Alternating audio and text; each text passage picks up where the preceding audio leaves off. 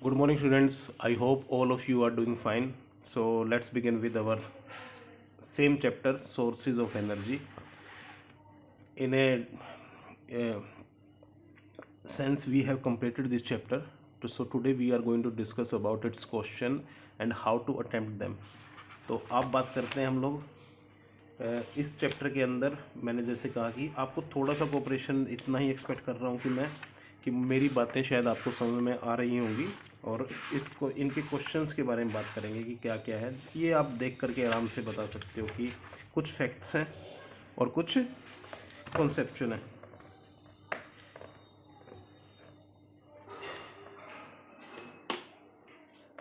Non renewable source of energy other than fossil fuel, ऐसा कौन सा एक हो सकता है कि जो नॉन रिन्यूएबल हो और फॉसिल फ्यूल भी ना हो। इसके लिए देखिए आपके पास जैसे जैसे सोर्सेज पड़े हैं देखते हैं उसमें से क्या क्या। देखिए आपके पास नॉन रिन्यूएबल में क्या था कि पेट्रोलियम था, पेट्रोलियम गैस थी, सीएनजी थी, प्लस आपके पास क्या था, कोयल था। अब बात करते हैं कि नॉन रिन्यूएबल में क्या क्या हो सकता है। देखिए पेड़ आप लगाओगे, पेड़ पैदा हो सकता है दोबारा। हाइड्रोइलेक्ट्रिक पावर के बारे में, पानी का साइकिल है वो भी हर बार दोबारा आ जाता है। हर साल नदी पहले उसमें जाती है सी में, उसके बाद वापसी आ जाती है। उसके बाद आप सोचिए कि विंड पावर भी वो भी रिन्यूएबल है, विंड तो चलती रहती है हमेशा ही। सन की जो एनर्जी पड़ी हमने, तो सन की एनर्जी भी। लेकिन हम अगर देखें तो हमने एक मटेरियल और यूज़ किया है नेचर से निकाल करके, उसको हम लोग देखें तो वो क्या हो सकता है आपका न्यूक्लियर जो आपकी एनर्जी है उसके अंदर यूरेनियम का जैसे इस्तेमाल किया। तो अल्टीमेटली हो सकता है कि एक पॉइंट ऑफ टाइम पे हमारे पास ये ख़त्म हो जाए। तो इसको भी हम एक नॉन रिन्यूएबल सोर्स की कैटेगरी में रख सकते हैं। लेट्स सी व्हाट इनके आंसर। हाँ, न्यूक्लियर फ्यूल ही दिया गया है। तो इसके बारे में बात करें तो आपको सिर्फ मैं भी इसको देख करके आपको लगेगा कि नहीं पहले पढ़ा हुआ होगा इसने तो इसलिए ऐसे बोल रहा है। नहीं, मैं एक्चुअली कहीं गलतियां भी होंगी। ये एक प्रोसेस है जिसमें आप जब क्वेश्चन अटेम्प्ट करते हो तो आप एक लॉजिक लगाते हो कि मुझे ये लगता है कि इसका आंसर ये होना चाहिए। इस लॉजिक के बेसिस पे साइंस पढ़ने का तरीका बेसिकली यही है। तो आप करें अगला, define calorific value of a fuel. तो इसके बारे में बात कर चुके हैं कि 1 ग्राम फ्यूल को पूरी तरीके से बर्न करने पे जितनी एनर्जी हमें मिलती है, तो amount of energy that is obtained by complete burning of 1 gram of fuel is called its calorific value. किसी भी फ्यूल की कैलोरीफिक वैल्यू कहेंगे उसको जब हम 1 ग्राम फ्यूल को कम्प्लीटली बर्न करने पे हमें मिलती है। तो हमने पढ़ा बेसिकली हमारे पास कैलोरीफिक वैल्यू में, अच्छी कैलोरीफिक वैल्यू के अंदर देखा तो हमने हाइड्रोजन की जो एक लिस्ट थी उसके अंदर सबसे ज़्यादा हाइड्रोजन की कैलोरीफिक वैल्यू मैंने कही। लेकिन आपने देखा होगा कि ये तो न्यूक्लियर वाले तो यार बहुत ज़्यादा अमाउंट ऑफ एनर्जी प्रोड्यूस करते हैं। तो इसको आपने यहाँ पर बात बर्निंग की चल रही है, बेसिकली हम बर्न कर रहे हैं। Nuclear action is a other kind of reaction, वो कुछ और तरीके के बेसिस पे काम करती है और ये कुछ और तरीके के बेसिस पे काम कर रहा है। तो आपको सिर्फ अभी हाल फिलहाल हमारा कंसर्न हाइड्रोजन से है। कुकिंग गैस की आपको कैलोरीफिक वैल्यू दे दी 50 kg किलो जूल पर ग्राम। तो इसका मीनिंग क्या है? इसका मीनिंग सिंपल है कि 1 ग्राम आप कुकिंग गैस को, एलपीजी को कम्प्लीटली बर्न करोगे तो आपको कितनी एनर्जी मिलेगी? 50 किलो जूल। ये बस सिंपल थी। किसकी ज़्यादा है, कोयल की या एलपीजी की? तो ऑफकोर्स एलपीजी की ज़्यादा है आपकी कैलोरीफिक वैल्यू।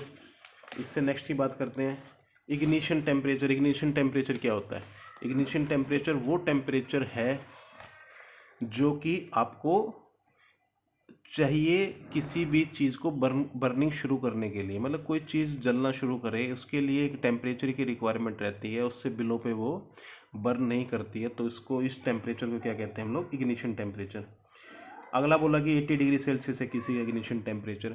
मतलब कोई फ्यूल है उसको बर्न होना शुरू होने के लिए, जिसके बाद वो अपने आप स्पॉन्टेनियसली अपने आप जलता रहेगा, उसे वो मिनिमम टेम्परेचर चाहिए। वो कितना है? 80 डिग्री सेल्सियस। इसका मतलब मीनिंग ये है कि भाई 80 डिग्री सेल्सियस अगर उसको टेम्परेचर मिल गया तो वो इट्स सेल्फ बर्निंग शुरू हो जाएगी उसकी, और फिर हम आपको बार बार उसको टेम्परेचर इंक्रीज नहीं करना पड़ेगा। जैसे कि हमने कोई लकड़ी जलाई शुरुआत में, तो शुरुआत में हमें उसको एक पर्टिकुलर टेम्परेचर तक हीट करना पड़ेगा, उसके बाद हम इसके अंदर क्या कर सकते हैं, इसकी बर्निंग कंटिन्यू होती रहेगी।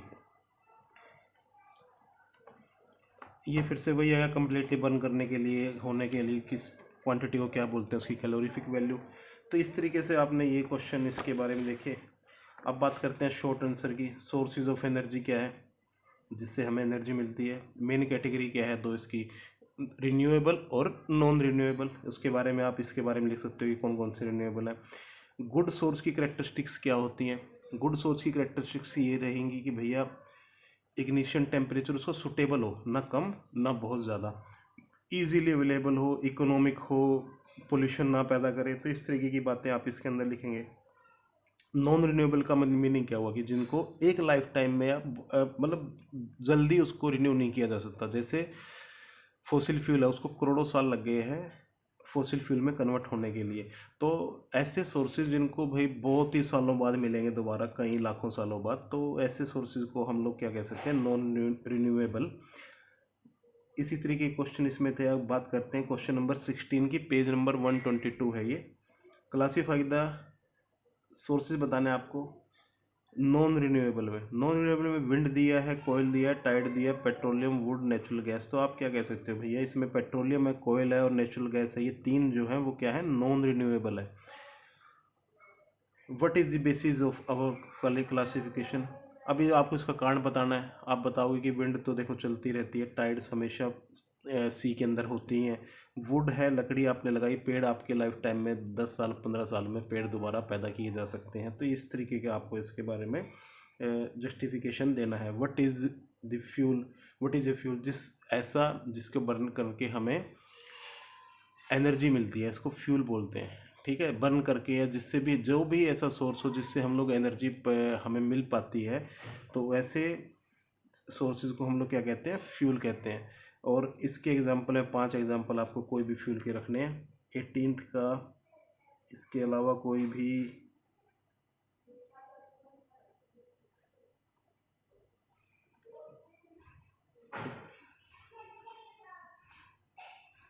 अगला क्या दिया हुआ है, आइडियल फ्यूल की करेक्टरिस्टिक्स, फिर से वही आ गई। अगला क्वेश्चन बात करते हैं 18th की, क्या दे रखा है आपको, कैलोरीफिक वैल्यू और इग्निशन टेम्परेचर आपको दिया हुआ फ्यूल का, एक का 50 किलो जूल पर ग्राम और 80 डिग्री सेल्सियस है। ये पहले भी क्वेश्चन आ चुका है। देखिए कैलोरीफिक वैल्यू बी की ज़्यादा है ए से, मतलब अगर उसका 1 ग्राम बर्न करेंगे तो आपको ज़्यादा एनर्जी मिलेगी कंपेरेटिव टू ए, मगर उसका जो इग्निशन टेम्परेचर है वो सिर्फ 10 डिग्री सेल्सियस है। इसका मतलब क्या है कि अगर आपने रूम पे भी रख दिया तो वो खुद ब खुद जलना शुरू हो जाएगा। तो ऐसे फ्यूल का कोई फ़ायदा नहीं है जो कि आपको रूम टेम्परेचर पे ही बर्न होना शुरू हो जाए। तो हम इसके बारे में क्या कह सकते हैं कि भैया ये हमारे लिए आइडियल फ्यूल नहीं होगा। हम अगर जाएंगे तो ए की तरफ हमें जाना पड़ेगा, भले ही उसकी कैलोरीफिक वैल्यू कम क्यों ना हो। ठीक है, अभी जैसे इसने बताया भी है कि CO2 और H2O प्रोड्यूस करता है फ्यूल ए, और बी प्रोड्यूस करता है CO2 से। ये जो गैसेस प्रोड्यूस कर रहा है ये ज़्यादा डेंजरस गैसेस हैं, पोल्यूशन है इनके अंदर। तो बी तो, इन्हें दोनों ही पॉइंट बी के अगेंस्ट थे, तो बी तो आप लोगे नहीं, आप क्या करोगे, ए की तरफ ही जाओगे। अब मल्टीपल चॉइस की बात करते हैं। ये सिंपल वही चीज़ों को दोबारा बताया गया है। A newly planted sapling usually grow and mature into a tree in more than. देखिए हर पेड़ की अपनी एक तरीका है, लेकिन आप इसके अंदर अगर देखें तो 24th में इन्होंने डी लिखा, 15 साल। ठीक है, 15 साल मैं भी यही मानता हूँ कि 15 साल के करीब एक एवरेज पेड़ ग्रो कर जाता है।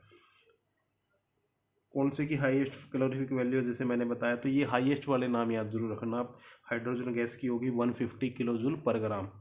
ठीक है, लोएस्ट कैलोरीफिक वैल्यू किसकी हो सकती है, तो लोएस्ट कैलोरीफिक वैल्यू हो सकती है वुड की। वुड की 17 किलो जूल पर ग्राम है।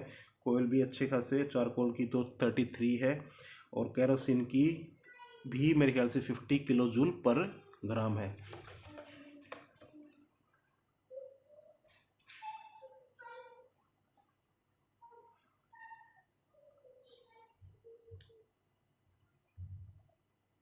तो आपको ये पूछा गया कि भाई एक फ्यूल है, कुछ फ्यूल्स आपको रखे गए हैं जिनके अंदर कार्बन और हाइड्रोजन है, हाईएस्ट कैलोरीफिक वैल्यू किसकी होगी। उसके लिए ऑप्शन दिए हैं कि जिनके अंदर कार्बन ज़्यादा है, हाइड्रोजन कम है, जिस फ्यूल के अंदर दूसरा आपको दिया गया कि कार्बन कम है, हाइड्रोजन ज़्यादा है। तीसरा आपके पास कि दोनों ही बराबर अमाउंट में हो, और डी आपका है दोनों ही कम अमाउंट में। ये लास्ट वाला ऑप्शन तो कुछ बना नहीं है कि दोनों ही कम अमाउंट में, ये तो कोई तुक नहीं बनता। तो चांसेस यहाँ पर मेरे हिसाब से जो कह रहा है कि भाई हाइड्रोजन की जब कैलोरीफिक वैल्यू कार्बन से ज़्यादा है, तो हम ये मान सकते हैं कि जिसके अंदर हाइड्रोजन की क्वांटिटी ज़्यादा होगी। तो मैं इसके लिए बी ऑप्शन जाता हूँ और ऑप्शन देखता हूँ, ऑप्शन बी ही ठीक है। लॉजिक इसका यही दे रहा हूँ मैं, क्योंकि हाइड्रोजन बेसिकली क्या है कि अभी हमने पढ़ा उसकी कैलोरीफिक वैल्यू ज़्यादा है बजाय कार्बन से रिलेटेड जितने फ्यूल हैं। जैसे कोयल है हमारे पास, कोयल की अगर हम कोक को भी बर्न करते हैं तो भी उसकी वैल्यू, कैलोरीफिक वैल्यू क्या है, हाइड्रोजन से कम है। तो इस बेसिस पे आपको ये क्वेश्चंस करने हैं, which of following is not a fossil fuel. तो कौन सा फॉसिल फ्यूल नहीं है? नेचुरल गैस भी है, पेट्रोलियम भी है, कोयल भी है, बायोगैस नहीं है। One of the not characteristics of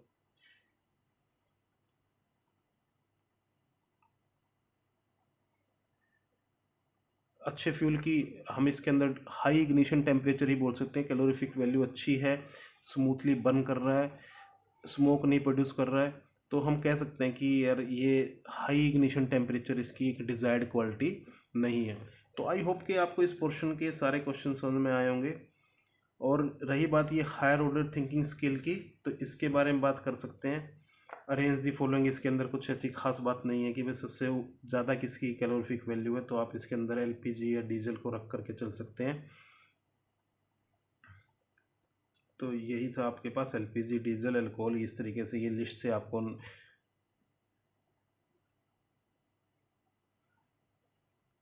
calorific value जिसकी ज़्यादा हो, हाइड्रोजन गैस, जैसे कि डी का आपसे पूछा कि कौन सा ऐसा फ्यूल आपने अभी तक पढ़ा है जिसकी कैलोरीफिक वैल्यू ज़्यादा है मगर उसके अंदर कार्बन नहीं है, तो हाइड्रोजन गैस आपने पढ़ा। तो हाइड्रोजन गैस के अंदर ये इस तरीके से आपको इन क्वेश्चंस का आंसर करना है। तो आई होप कि आप इन क्वेश्चंस के आंसर कर पाएंगे अपने आप से अभी। Thank you very much. अगर कोई भी क्यूरी है तो आप प्लीज़ मेरे को, you can write me on WhatsApp और वट एवर, आप इसके अंदर भी कमेंट भेज सकते हो। Thank you very much.